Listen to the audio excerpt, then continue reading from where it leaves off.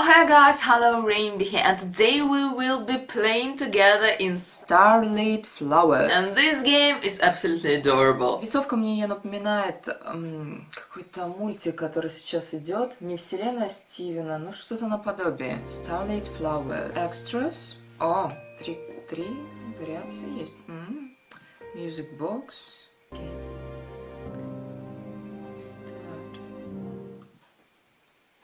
It has been so long, though, it's still hard to believe, isn't it, Mother?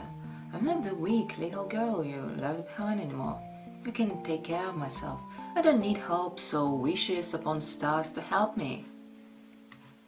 I don't need anyone, and I certainly don't need anyone's so-called help. People only care about themselves. They'll only help you if they have something to gain. They'll only reach out to you when they want something from you. It's pathetic, I can't stand it. I won't be like them. I won't let myself become such a pathetic creature. I'll carve my own path. I'll stand tall on my own 2 feet. Just you watch, Mother.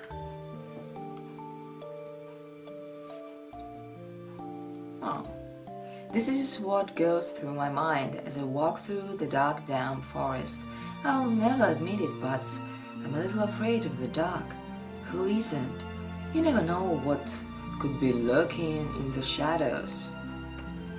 It's on dark nights, alone like this, that I'm grateful for the stars that light up the night sky.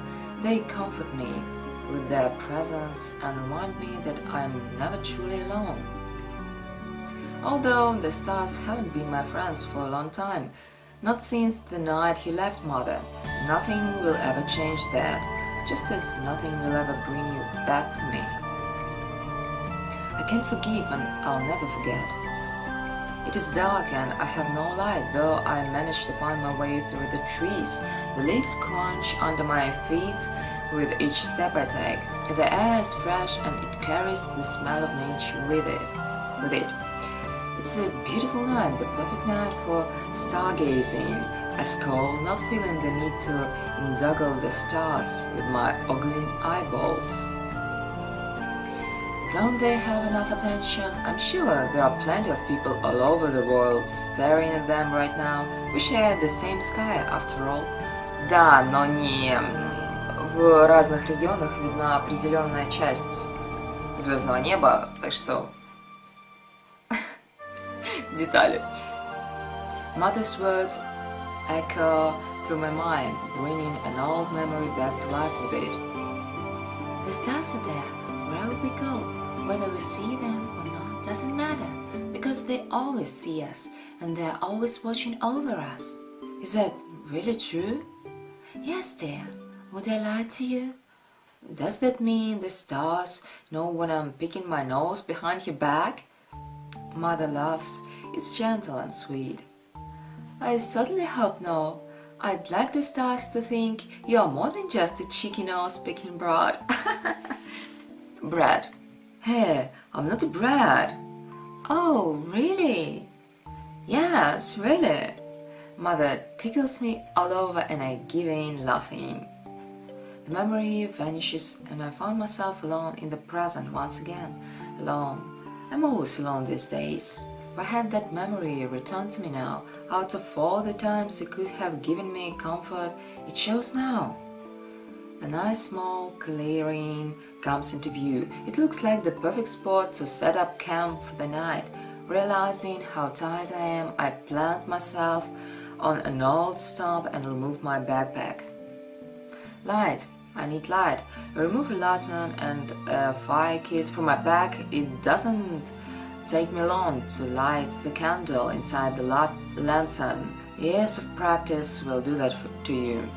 As I'm going through the motions, I toss the kit back into my bag and jump off the stump, lantern in hand.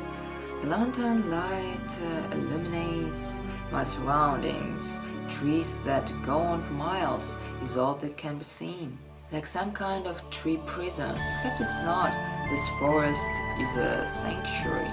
The stars outshine my lantern light, reminding me of their betrayal. I glower up at them, they twinkle back, and I force myself not to poke my ton at them. I'm not 5 anymore, though sometimes I wish I was, because then I wouldn't have to be alone. 2 stars separate themselves from the others, their light growing even brighter as they descend down to the earth.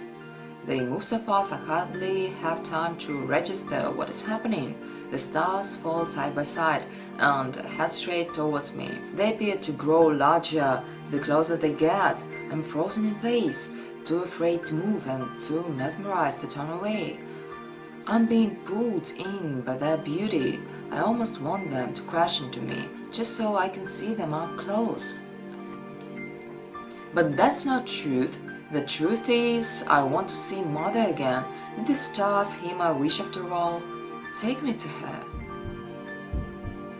At the last moment, the moment when I think they'll take me, they split apart from each other, one going left, the other right, and crash into the forest. The ground beneath my feet vibrates from the rough landing, and I feel myself shudder. I see, я вижу. All is calm and dark once again. The 2 fallen stars out of sight, but not out of mind. That was too close. Seriously, what just happened? Did I really just see that? I don't know. It felt real. Things always feel real in the moment, but as time passes, they begin to feel more and more like dreams or hallucinations. There's only one way to find out. I will myself to move without much thought or consideration, head into the direction of the star that descended left. My heart pounds rapidly in my chest and I don't even notice I'm running, desperate to see what fell from the night sky.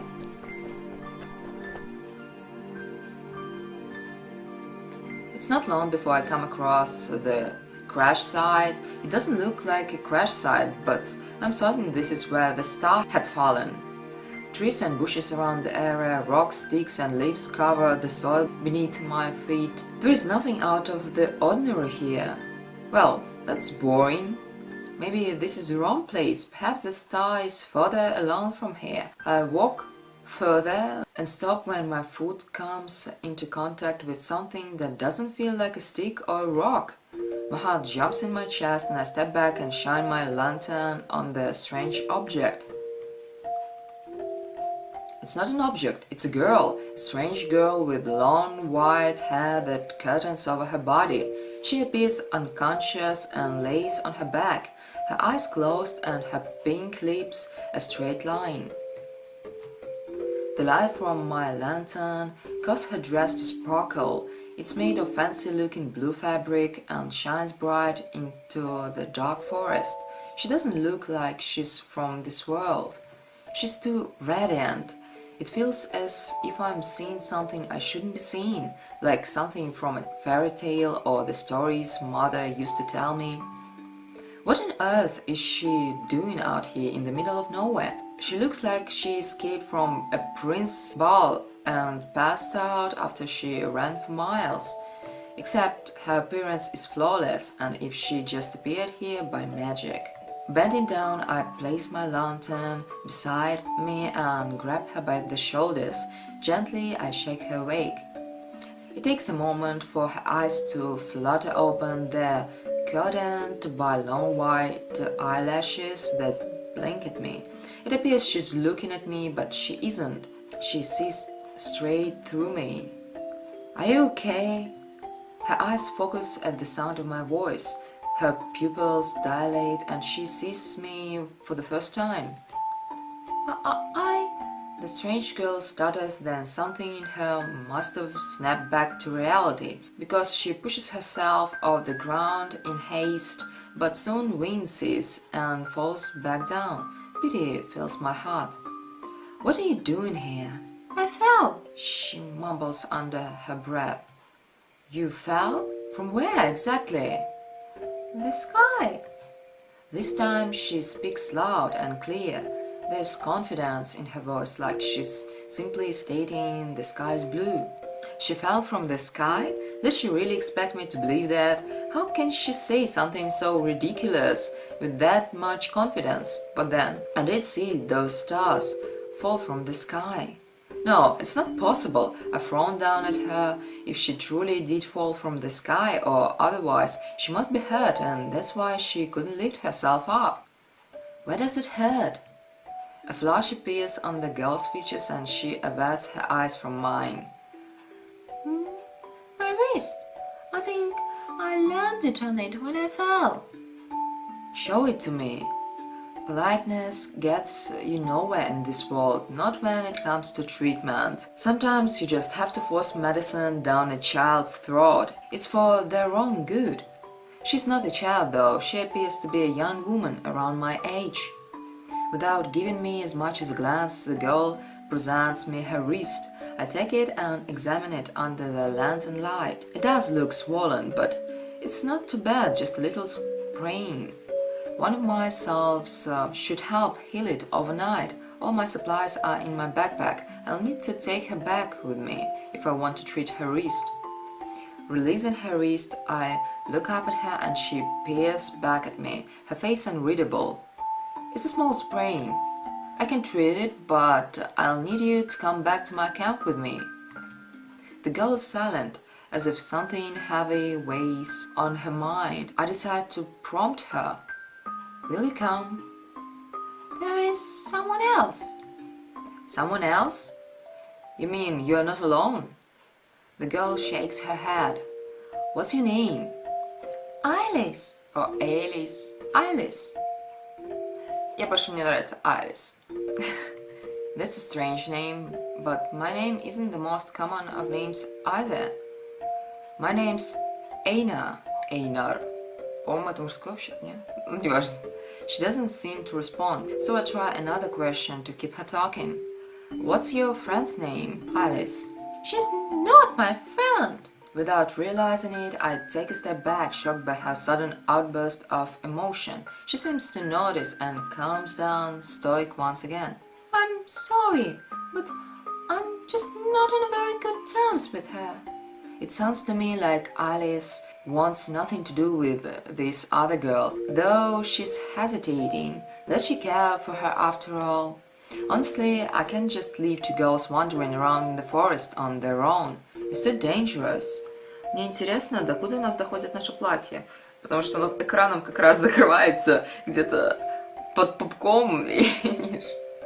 Even if she's not your friend, we should look for her. She could be hurt too. Alice is quiet. She stares at the ground and avoids my eyes. What is she thinking, I wonder? Does she really dislike this girl so much that she'd just abandon her? Even I'm not that cruel. Or am I? After a moment of silence passes, she gives a deep sigh. Fine, but don't expect me to get along with her. That's a good enough answer for me. At least we're getting somewhere now. I need to do the responsible thing and help them out, no matter how much that grates on my nerves. And despite the strange things Alice has said, the earth almost spins around me as I push myself off the ground. I extend my hand out to Alice and try a very smile. She hesitates to take it at first, but soon enough her hand is in mine, and I pull her up and onto her feet. Once she's up, I quickly release her hand and try to ignore how warm and soft her skin had felt against my own. Where do you think she could be? Alice looks around us, her white hair swaying with her movements. Then she closes her eyes and listens. Before I get the chance to ask her what she's doing, she turns on her heels and starts heading east.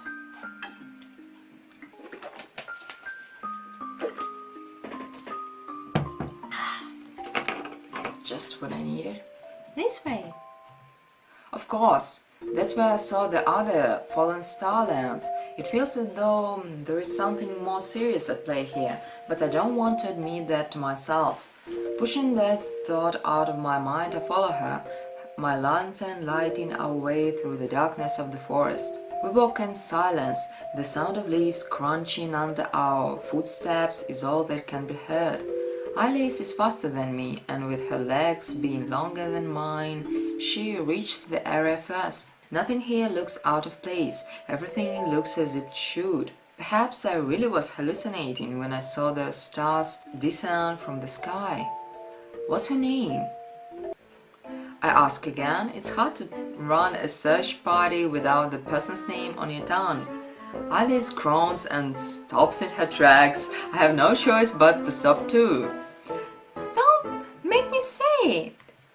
I just thought we could call for her. She might be close by. There's a loud rustling coming from the bushes behind Alice. She doesn't seem to notice. I suddenly get the feeling that we are being watched and whoever is watching us is prepared to pounce at any given moment. I open my mouth to warn her, but it's too late. A dark silhouette appears behind Alice. Her name is... The silhouette jumps at Alice and tries to grab a hold of her, probably so it can drag her into the bushes and eat her flesh. Fear takes over my body. I can't move. Ah! Alice bolts towards me and clings to me like a child would to their mother. In a panic, I drag my lantern towards the flesh-eating monster to reveal... Cerise! Alice glares daggers at the flesh-eater. She calls it Cerise. Cecil. Cerise. Cerise. It must be the girl Alice was talking about. It certainly looks like a girl, but not an ordinary girl. You'll never change, Alice. You're always fun to scare. I look Cerise up and down, taking in her appearance. She's like Alice, unusually beautiful. Her hair is short and curly. Her skin is milky white and her eyelashes match her hair, white as snow. She wears an expensive looking dress. It looks to be made of the same silky fabric as Alice, but in tones of pink and orange that sparkle vibrantly under my lantern light. Alice pulls away from me and her absence makes me shiver as her body heat leaves me and the cold night air takes its place. And you're an impossible, as I remember. Oh, did you miss me? Like hell I did. Alice mumbles under her breath. She seems to mumble a lot, but Cerise must be used to it because she understands her anyway. It's alright, I'm here now. Cerise tries to pull Alice into an embrace, but Alice shoves her away by the face. Don't touch me! Oh, why are you being so difficult? I only want to hug you. Why don't you hug a tree instead? That's it. If you don't mind to play nice, I won't either.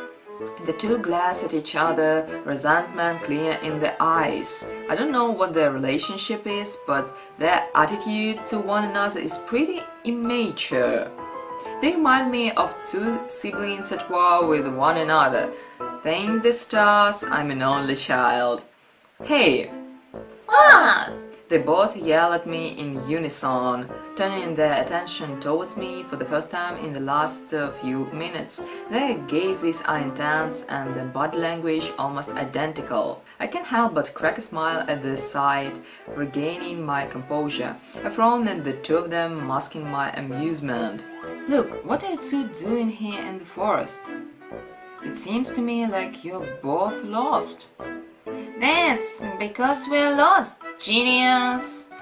Cerise, don't be rude. She can help us. If she has food, I'm all ears. I have a name. It's Aina. I also have food and the medical treatment Alice needs back at my camp. If you two would be so kind as to stop gas-bagging and follow me, I'll gladly assist you. Wow, she sounds like old Baba. Oh, Boo-Boo. What? Boo-Boo who? A wise old woman from our kingdom. She's like a mother for the two of us. Maybe to you, Alice, but to me, she's a pain in the... Alice stamps on Cerise's foot. Oh, that's abuse. So is the sound of your voice. With a sigh, I turn on my heel and start heading in the direction of my campsite. Follow me. I say without turning back to them. They follow the sound of their footsteps, a strange comfort in the silence of the forest. I'm going to regret this, all of it. Why hadn't I just forgotten about those fallen stars? Why hadn't I just set up camp and gone to sleep? Why hadn't I just dismissed it all as a dream and hallucination, a trick of the light? I'll never know.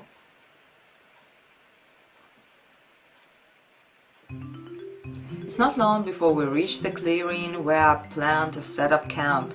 It's just how I felt it, not a twig out of place. Head straight to the tree stump where my backpack sits and motion for Alice to sit on the stump. She does so, Sarais follows and stands behind me, her expression aloof. Do you always have to be breathing down my neck? Hey! I'm just here for the food. They're at it again already. What are they, dogs? I heave a sigh. Where's the stick when you need one? Behave! The two give me a strange look. I pay them no mind and bend down to remove my supplies from my backpack. My homemade salve is the first thing I take out, along with the bandage. The salve is made from a recipe Mother taught me. She was a great herbalist and practically taught me everything I know. Without her knowledge or her love, who knows where I'd be right now?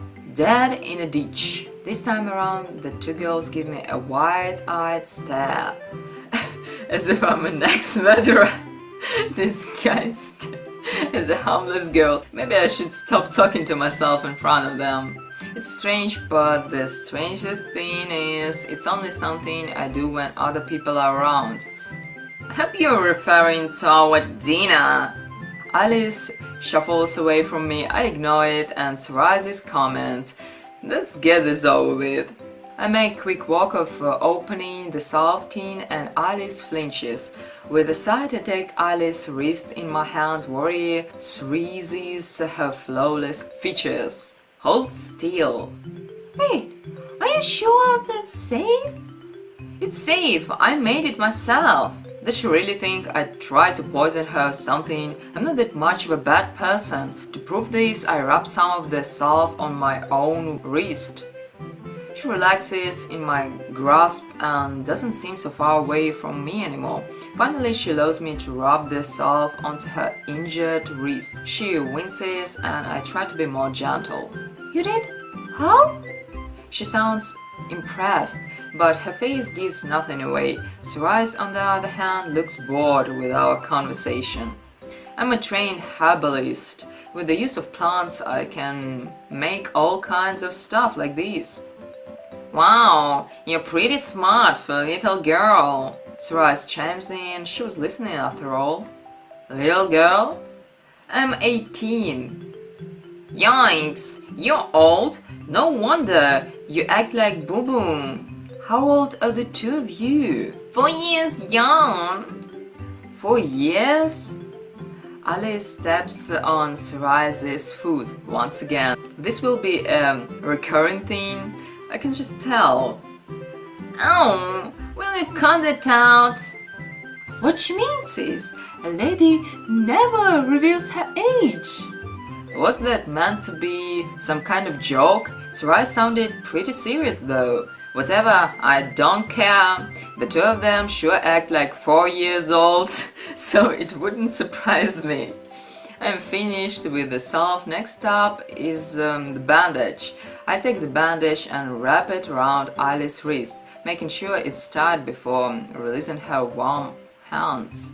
Alice averts her eyes and stares down at her now bandaged wrist. Take it easy and don't try anything reckless with it for a while. Thank you. My face flushes and I give her a curt nod before turning my back to them. People thanking me usually causes me to feel some kind of small happiness. It's one of the things I love about being a herbalist. So this isn't unusual. But something feels different this time. I can't explain it. Now that's done. Where's the food? Glad for the change in subject, I ignore Sarai's bossiness and take out a bundle wrapped in cloth from my backpack.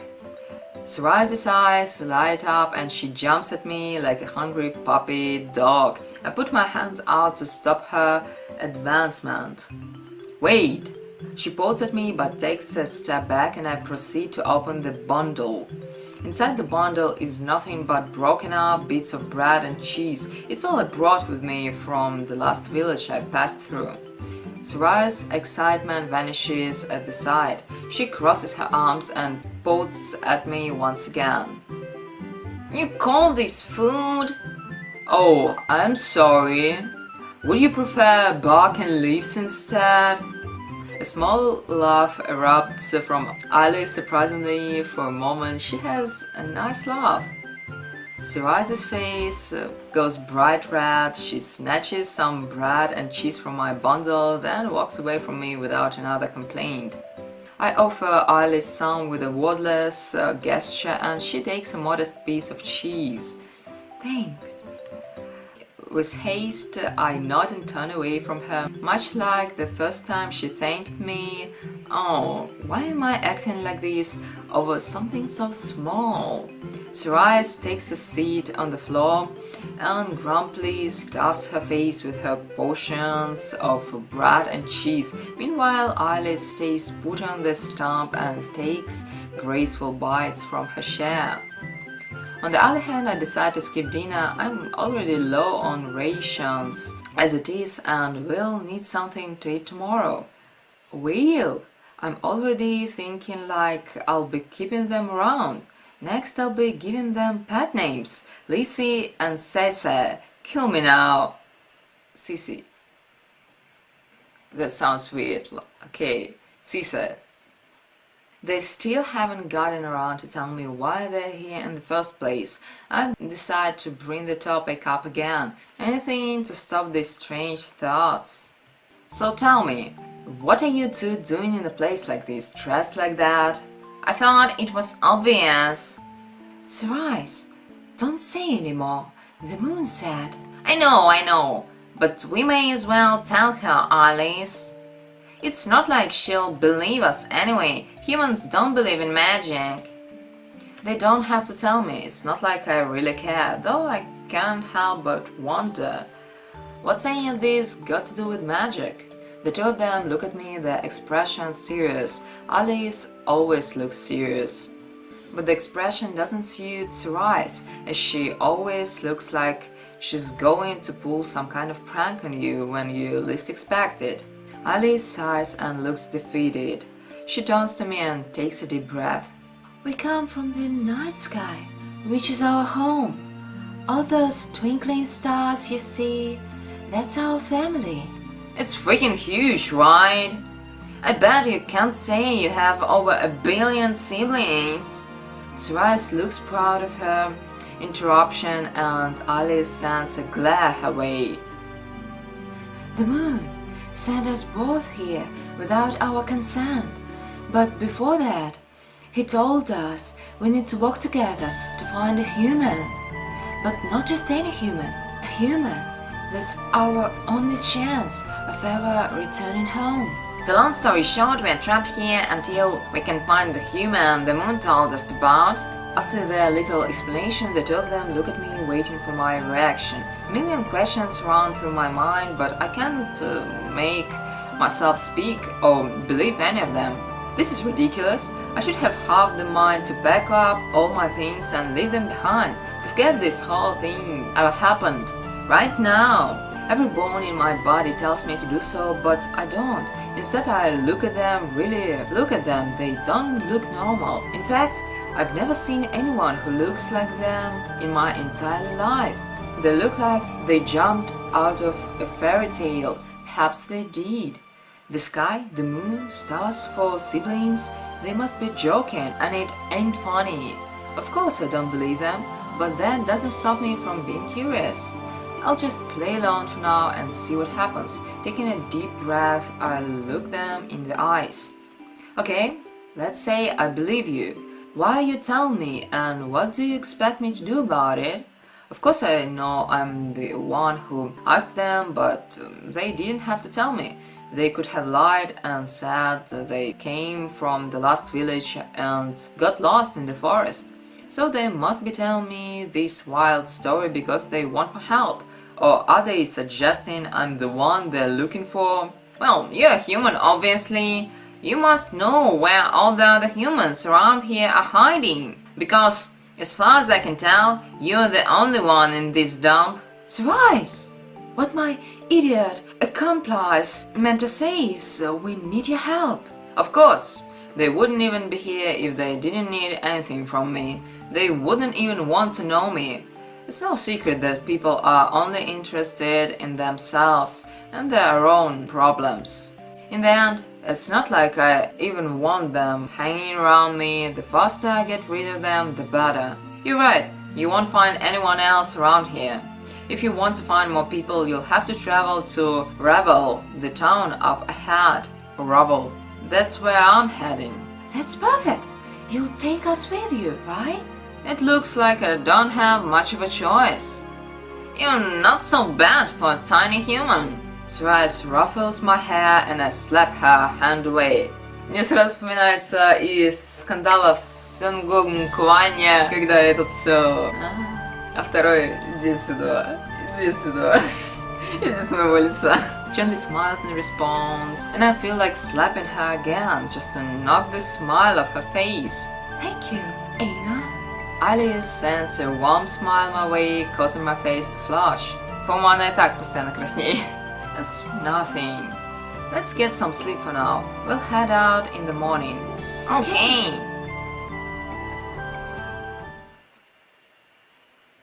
The sun's warm rays greet me as I open my eyes to a new day and will myself to get up. I had slept on the forest's floor with nothing but my coat to keep me warm. A yawn escapes my mouth. I sit up and my heart almost leaps out of my chest at the sight of them. I'm not alone. It's been a long time since I woke up with someone by my side. Alice and Sarais are huddled up together asleep on the forest floor. Alice rests her head on Sarais' chest and Sarais wraps her arm around her. The two of them share the blanket. I lent them last night. They look peaceful. It's an odd sight, a sight I'd never thought I'd see. Not with the way the two were arguing with each other last night. Нам покажешь картинку, пожалуйста? It's too bad I have to wake them. We should get going if we want to make it to Ravel as soon as possible. No, I won't wake them. It's better that I leave them like this. Instead, I'll use this time to prepare some breakfast. I'm going to need all the energy I can get while having to deal with these two. A short laugh erupts from my throat. I feel like a monster. A monster. I feel like a mother who doesn't want to wake her bratty children. A mother who grows more aware of her love for her children when they're asleep and silent. Time to get up. I lift myself off the ground and dust myself off. Then I grab my backpack and put it on. It didn't feel right leaving behind. Alice stirs and opens her eyes. My movements must have disturbed her. She sees me with my backpack and jumps to her feet, in a panic, knocking Sarais off of her in the process. Sarais wakes and rubs the sleep from her eyes. Wait! Please, don't leave us behind. We'll try our best not to be a burden to you. What? You were just going to leave us here? Sarais jumps to her feet and stands beside Alice. They both watch me, waiting to hear my explanation. Guilt washes over me. I wasn't planning on abandoning them, but it's not like I haven't thought about it. Luckily for me, they're not mind readers. I was just going to get some leaves for breakfast. Humans eat leaves? Jeez, you weren't kidding when you offered me some for dinner. Why do they keep referring to me as a human? Aren't they human too? They certainly look it, but not the ordinary kind. They're extraordinary. I've been doing my best to ignore the strange things they say, though it's getting on my nerves, much like everything else about them. Alice's manners are the only exception. At at least one of them civil. No, we don't eat leaves. We infuse them in boiling water and drink it. Yuck! Oh, that sounds interesting. I'd like to try it. A smile appears on my lips for Alice. I don't know why. Perhaps I'm trying to reassure her that I'm not going to abandon them. Last night I said I'd help, even though the story was out of this world. That wasn't a lie. Alice gives me a shy smile in return, making me flush. Why does she have this effect on me? Affect. It's on mine. Let's go. The tea won't make itself.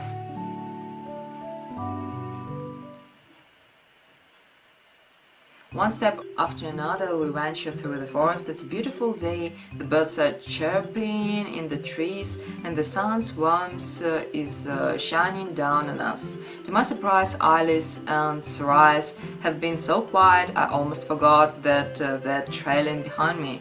It won't last soon enough, they'll be at each other's throats once again and I'll have to stop myself from knocking the two of them out.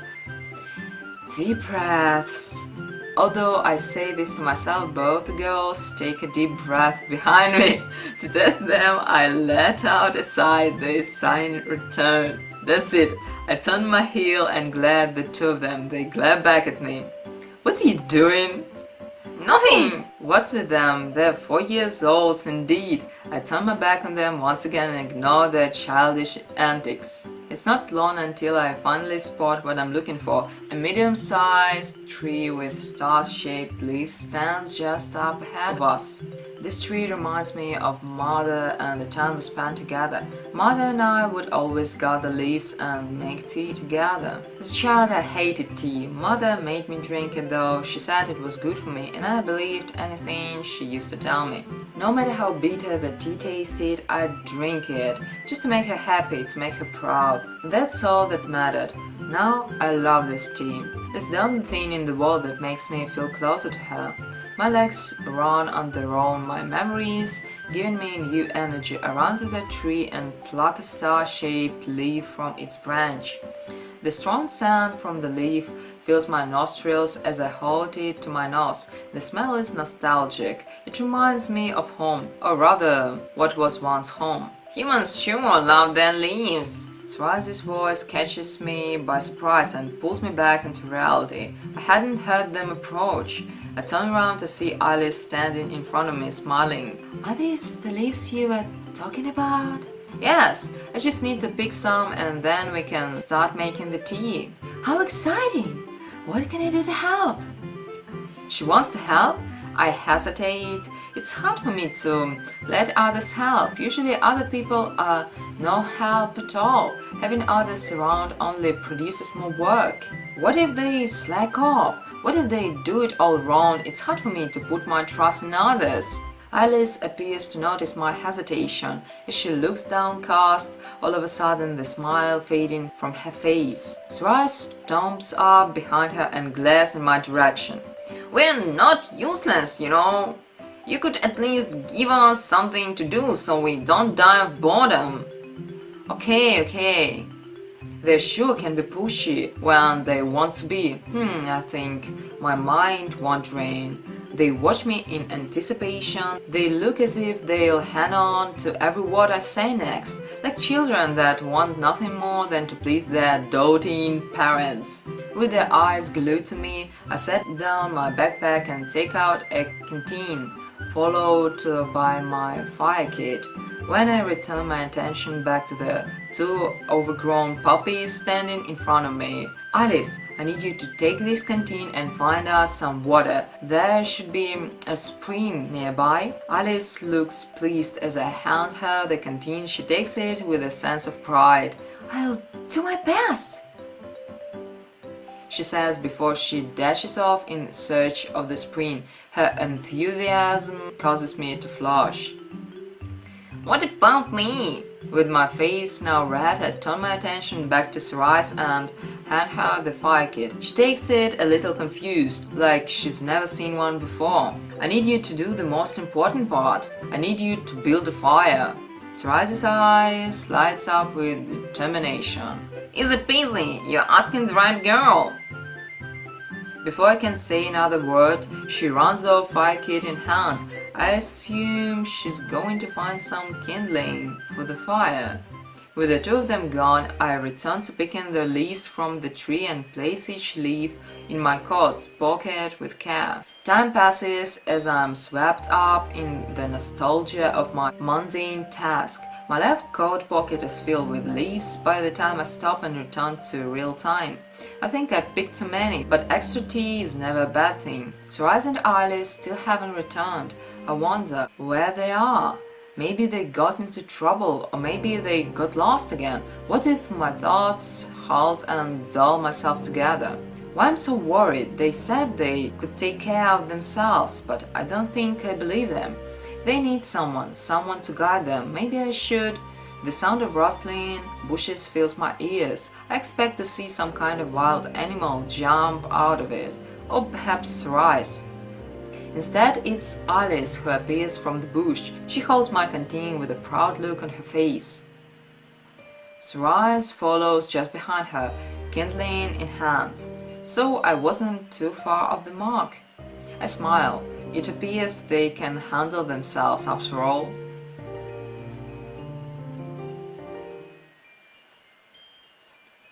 The three of us spend the rest of the morning preparing breakfast. Cerise builds the fire on her own and gets a little too into it. Heck yes! Nice. Sharp. Once the fire is lit, I take out 2 metal bowls from my backpack and place them beside the fire. Alice watches me, curiosity in her eyes. I wave for her to come closer and she does so. You can pour the water into this bowl. Alice nods and opens the canteen. She then puts the water into the metal bowl. Cerise hovers over us to watch the two of us at work. Nice. Now we add the leaves. The leaves crumple a little as I take them from my coat pocket and add them to the bowl. They float a little and I try to push them down into the water with my fingers. What now? Now we boil the water and let the leaves infuse. The fire is only small. I place the bowl over it and it now sits atop of the burning kindling. It should only take a few short moments to boil. Iris and Cerise watch the bowl as if they're waiting for something magical to happen. It almost makes me want to laugh out loud. I don't know what they're expecting, but it's nothing special. Soon enough the water boils and I remove it from the fire, being careful not to burn myself. Then I place it beside the empty bowl for the moment. While it cools, I place a piece of cloth over the empty bowl and pour the boiled water over the cloth. The cloth catches all the leaves and the water enters the bowl beneath it. Finally, I take the cloth off the bowl and inside it is now a hot green tea. Wow, it's like magic! Alice looks truly impressed. It's rather cute. It's nothing special. Cerise grumbles and crosses her arms at the side. Yeah, it's nothing special, just like the food you fed us last night. Cerise's comment doesn't change a thing. I take 3 cups from my backpack as well as the bundle from last night and pour our tea equally into the cups. Then I open the bundle and reveal what's left of my rations. Okay, breakfast time. Eat as much as you want and drink your tea. It'll give you strength for the journey ahead. A smile creeps on my face. I can't help it as I sound so much like Mother right now. What would she think if she knew? She makes it sound like she's giving us a feast. Alice and Cerise give me a look of masked appreciation before they each take a cup and some bread and cheese. With a little too much excitement, I take my own share. The cup feels warm in my hands. I hold it to my lips and take a sip of the fresh tea. The liquid is hot in my mouth, but it comforts me. It tastes just how I remember it. Bitter, yet sweet with the memories of my mother. Will the others like it? It only takes a glance to see that Cerise is too busy stuffing her face to bother with the tea. Alice, on the other hand, holds her cup with 2 hands and gracefully lifts it to her pink lips. She takes a sip and I can see by her expression that she doesn't like the taste. She notices me watching and forces a smile. It's different. With a smile I go to tell her she doesn't have to force herself, but a loud squawking pierces my ears as a bird of some kind flies over us. Soon after, Alice shrieks fill the forest, sending more birds fluttering out of the trees and away from commotion. She jumps to her feet, spilling her cup of tea on the floor in the process. Oh, it poops on me! The bird pooped on me! Her eyes tear up and she looks like she's about to cry. Surprise bursts into laughter and spills her own tea. Unfortunately for me, I'm sitting beside Surprise and her tea spills all over my arm. The hot liquid goes through my coat and scalds my skin. My reaction to the pain causes me to drop my cup of tea hopelessly. I watch as it fall to the floor and go to waste. The two girls don't seem to notice and soon they're at each other's throats just as I had anticipated. Shut up! Surprise! Just shut up for once! This is happening because you're here! You're nothing but a bad omen, a burden I don't want in my life! Surprise's laughter stops, her amusement vanishes, and she now appears to be fueled by anger. Excuse me! All I've ever done is try to be a friend to you, and all you ever seem to do in return is push me away. I'm left feeling disappointed.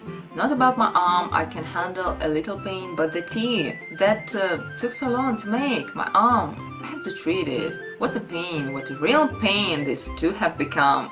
Friend! All you've done is tease and condescend me. You call that being friends? That might be the way you see it, but... Hey! They're silent, their eyes now on me. They take notice of me and see I'm in pain. Surprise looks dumbfounded, while Alice appears worried. I'm going to need some help with this burn. Oh my goodness! Alice doesn't waste any time. She rushes over to my backpack and takes out a salve. It's the same one I used on her earlier. She then takes a clean bandage and comes over to my side. While Alice opens the salve and puts some on her index finger, I roll up my sleeve, exposing the red flash underneath. It doesn't look too bad. Alice applies the salve, gently rubbing it into my skin. It's painful, but I bear it. She does the job well and finishes it by wrapping the bandage around my arm with care. Once she's finished, she pulls away from me and looks up at me in concern. Will you be okay? Of course, thanks to you. You're a fast learner. Her cheeks warm at my words and the smile graces her lips. I can't help but smile back at her, my own face growing warm. We gaze at each other for a moment. Oh, you guys having a moment? Lucy, Surprise stands over me. I have to strain my neck to look up at her. There's a look of guilt on her once smiling face. Surprise rubs the back of her neck in an awkward silence as I wait for her to speak. Alice gives her a little impatient nudge with her elbow. I'm sorry. I was careless.